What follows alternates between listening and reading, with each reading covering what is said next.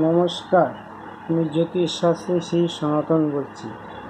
আজকে আপনাদের হাতে দেখাবো বিবাহিত জীবন সুখী না অসুখী, কোথায় কোন রেখা থাকলে বিবাহিত জীবন সুখী হবে এবং কোথায় কোন রেখা থাকলে বিবাহিত জীবন অসুখী হবে।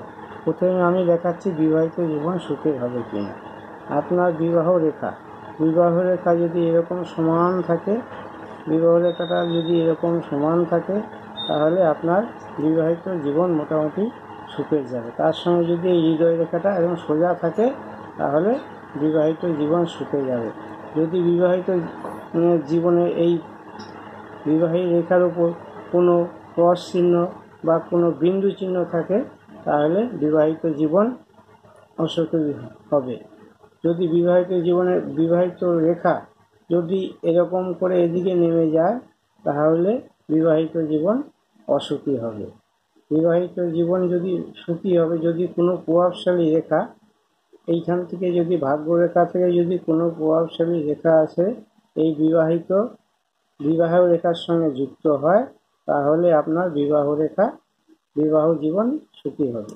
যদি বিবাহ রেখার উপর যদি কোনো এরকম এরকম চিহ্ন থেকে যায় বিবাহ রেখার উপর তাহলে আপনার বিবাহ জীবন অসুখী হবে।